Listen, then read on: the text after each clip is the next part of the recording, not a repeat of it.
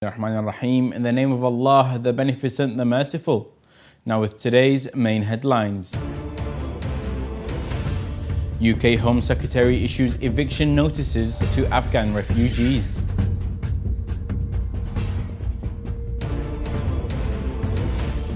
Iraq to build new motorway connecting Baghdad to Holy Karbala.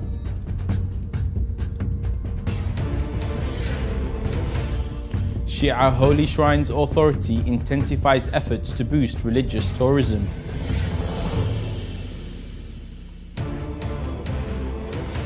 Dilapidated Blackburn Church undergoes remarkable transformation into vibrant masjid.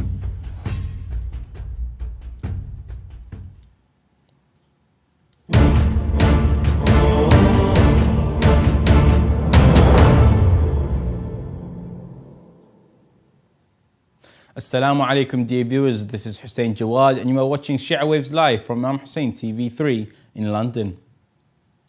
The Guardian reported this Tuesday that Afghan refugee families, including a Special Forces soldier and a political advisor who were resettled in Yorkshire after being airlifted out of Kabul, have received eviction notices from Home Secretary Suella Braverman. This marks the fourth time these families have been forced to relocate since arriving in the UK in August 2021 under Operation Pitting, which aimed to safeguard those who had worked closely with the British authorities. The eviction letters were sent after the UK government's announcement in March that all 8,000 Afghans in temporary bridging accommodation or hotels must accept the first offer of housing from the Home Office. The notices stated that failure to vacate the properties by the specified date would render them trespassers subject to eviction by the Home Secretary.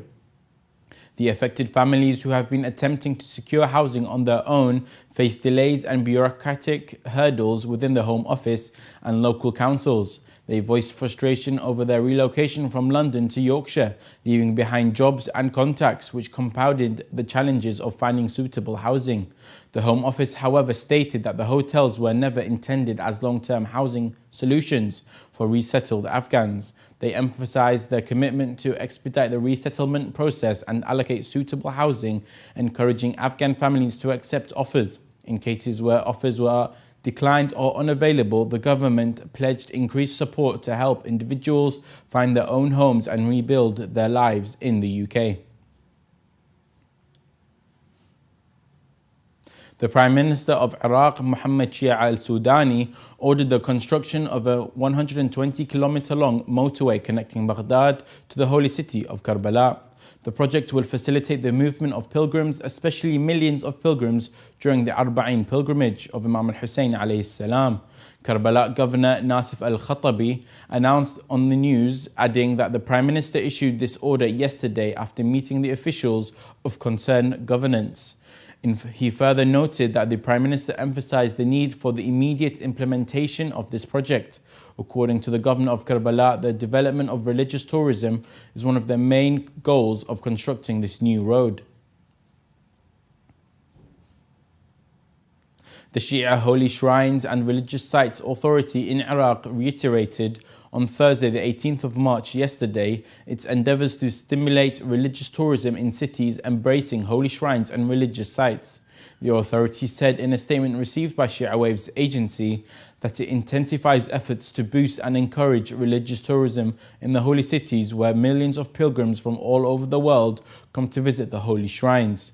It elaborated that recently the authority has sent its employees to those cities to perform ziyarah and to encourage religious tourism. It is worth mentioning that the holy cities in Iraq receive large numbers of pilgrims from Iraq and other countries around the year, which vitalize religious tourism and also enables the residents of those cities to improve their economy. Let us remind our respected viewers of today's headlines. UK Home Secretary issues eviction notices to Afghan refugees.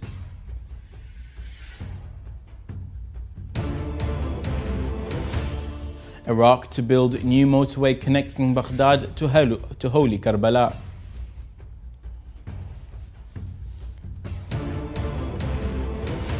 Shia Holy Shrines Authority intensifies efforts to boost religious tourism.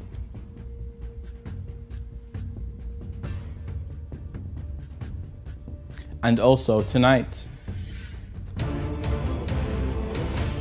international human rights organizations call on Expo 2023 organizers to reject Saudi Arabia's candidacy.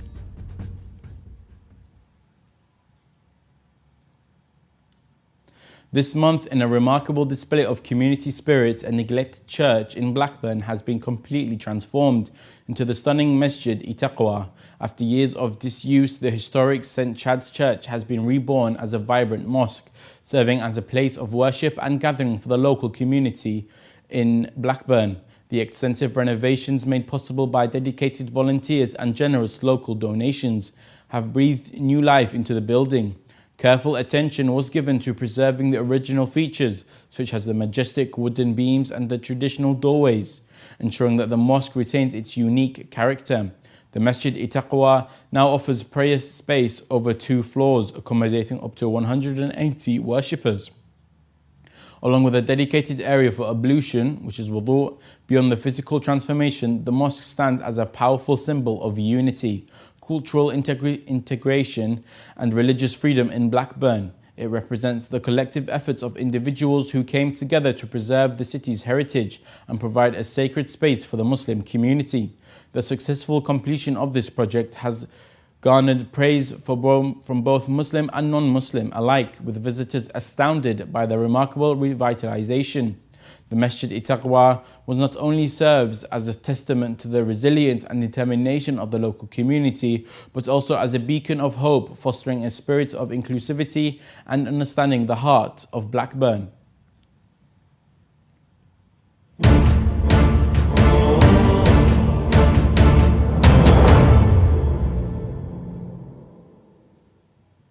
And now we continue with some short news. Students and professors of Kyubuk University in the city of Daegu in southeastern Korea have organized a marching campaign to urge resistance against opposition to construction of a mosque in a neighborhood near the university, demanding respect of pluralism. The organizers of this event described their primary motive as fighting against anti-Islamic sentiments. Since the 1st of this month, university professors, students and staff have been marching every Monday and Thursday, walking from the main building to the North Gate to raise awareness and respect for cultural and religious diversity.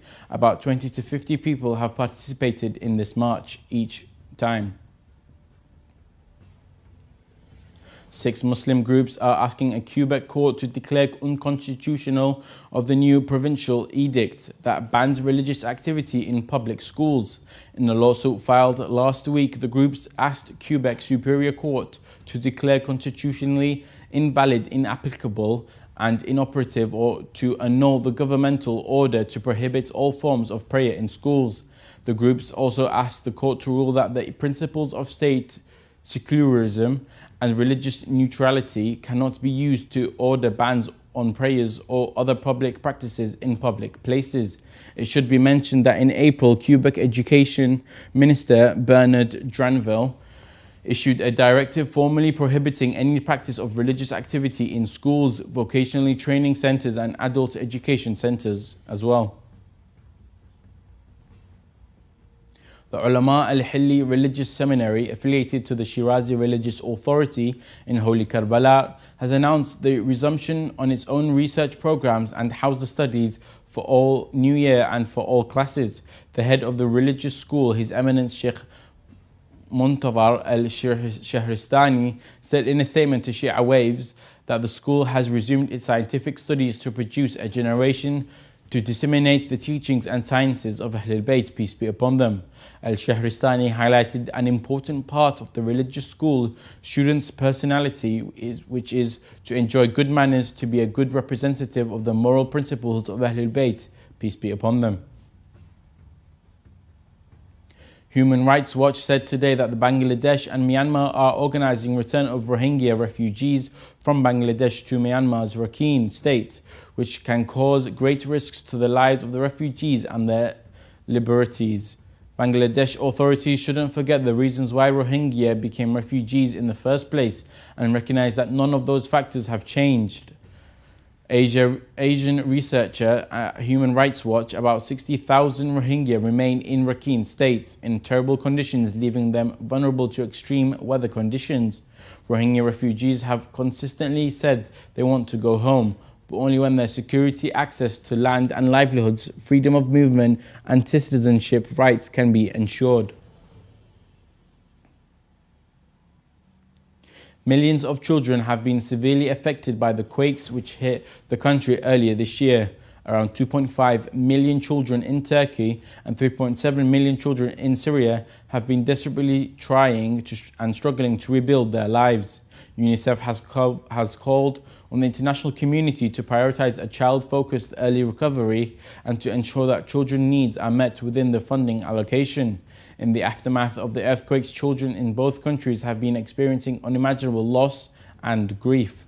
The earthquake struck areas where many families were already incredibly vulnerable. Children have lost families and loved ones and seen their homes, schools and communities devastated and their entire lives turned upside down, said UNICEF Executive Director Catherine Russell, who visited both countries just weeks after the initial earthquakes. According to relief organizations, the impact of the earthquake will be felt for months and years to come.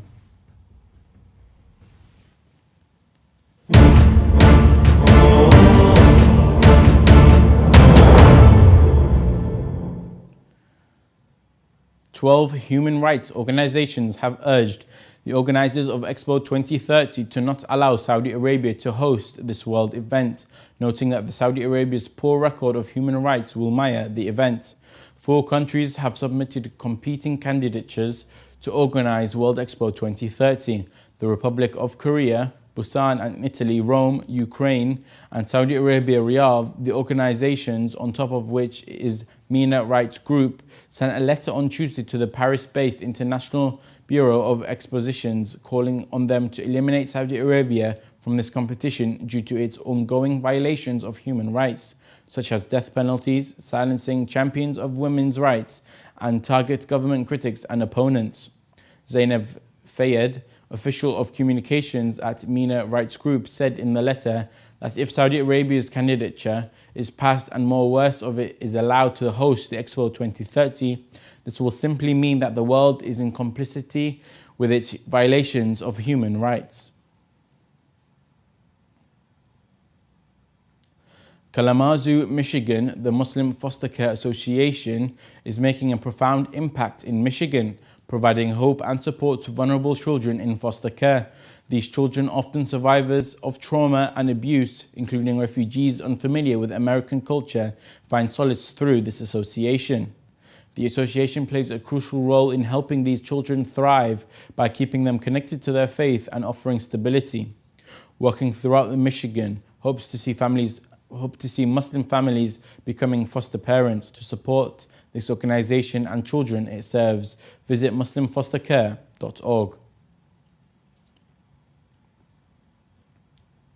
British Muslims may face up to 10-year wait to attend the Hajj pilgrimage due to Saudi Arabia drastically reducing the number of places for UK pilgrims.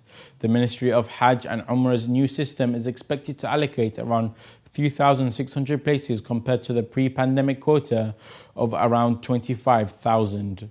MPs from all party parliamentary group on Hajj and Umrah plan to meet the Saudi ambassador in London to request the restoration of the pre-pandemic quota. Concerns were raised about the impact of the reduction and the fairness of the booking process. Hajj is a significant religious obligation for Muslims. We have reached the end of today's Shia Waves show. Let's remind our dear viewers of today's headlines. UK Home Secretary issues eviction notices to Afghan refugees. Iraq to build new motorway connecting Baghdad to Holy Karbala.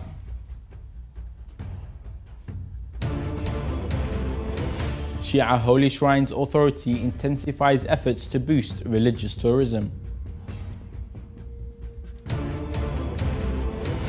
Dilapidated Blackburn Church undergoes remarkable transformation into vibrant masjid.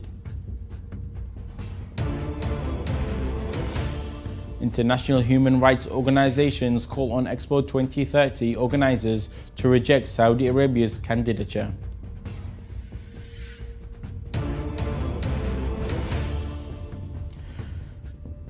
Muslim Foster Care Association bringing hope to vulnerable children.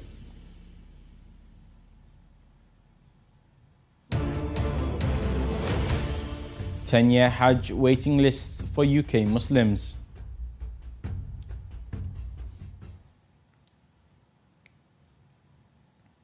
You can view the latest news on our Shia Waves website, and you can send news of your city or country to be published on our news agency. Contact us on the numbers at the bottom of the screen. Thank you very much for watching. This is the end of today's show. We pray to Allah Almighty to hasten the reappearance of the Master of our time. Wassalamu alaikum wa rahmatullahi wa barakatuh.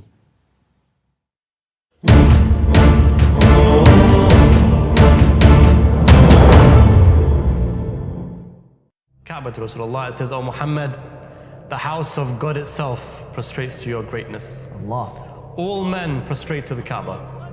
Even Adam falls on his toes. The house that